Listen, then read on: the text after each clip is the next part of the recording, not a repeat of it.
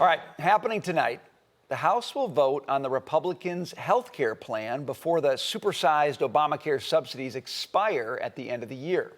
Texas Congressman Chip Roy joins us now to discuss tonight's vote. So before we took over, Elizabeth McDonald plays you being very, very Chip Roy. And I mean that in high praise, sir, upset about politicians and the way that they have handled America's health care, health insurance, really, and how that is enriched insurance companies. But what happens are these these supersized subsidies that were passed by nothing but Democrats during COVID, will they wind up expiring? That's what people care about. Yeah, Dagan, great to be with you. And right now what we have is legislation on the floor that I think is a decent step forward. It's a down payment on where we really need to go in terms of transformational health care. President Trump is exactly right. His instincts are exactly right when he said we should not be subsidizing insurance companies. We should not be doing these supersized subsidies, to use your phrasing, to insurance companies whose stocks have been through the roof while we're all taking it on the chin with healthcare costs.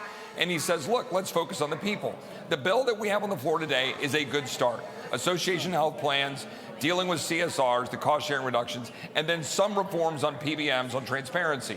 That's good. We should do those things. But it's not transformational. We need to do transformational health care reform.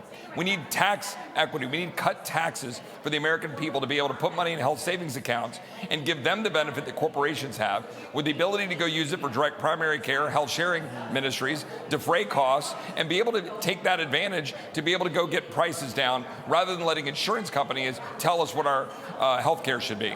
We should be for doctors and patients, not insurance companies. And that's what I think would be the change we need in January. The problem is my Republican colleagues, 4 of them, signed a discharge petition that gives Democrats the ability to control the floor and move a discharge petition to expand those COVID-era subsidies that enrich insurance companies. And that will ripen in the first week of January. I think we need to try to step in front of that. But if it passes, I hope it dies in the Senate. We need transformational reform, not more of the same.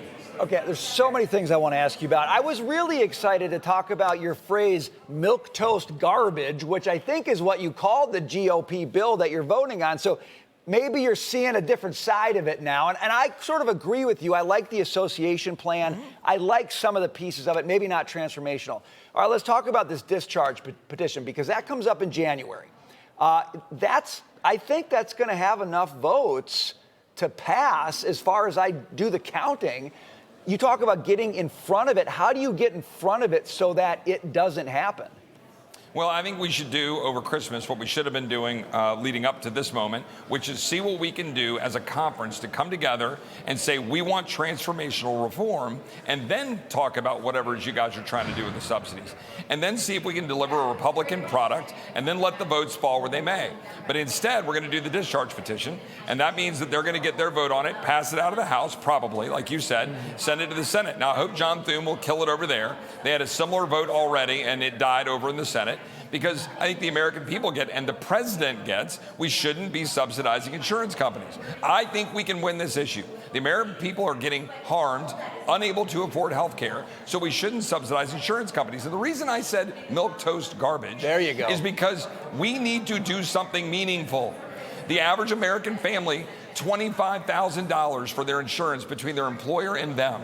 They don't get the doctor of their choice. They can't afford to go get health care. It is driving up the cost of goods, driving up the cost for small businesses. It's putting people out of business. We need to stop it. Obamacare is broken. Democrats broke it. Republicans should move forward with a strong health care freedom plan, empowering doctors and patients, not insurance company or government bureaucrats. We can do it, and we should.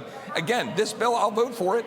It's fine. It has some good things. The association healthcare plans, the stuff with the PBMs.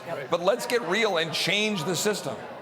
Any Republican who votes to extend these supersized subsidies, which is borrowed money that's stimulus for rich people, I will stand in front of their house with a bullhorn.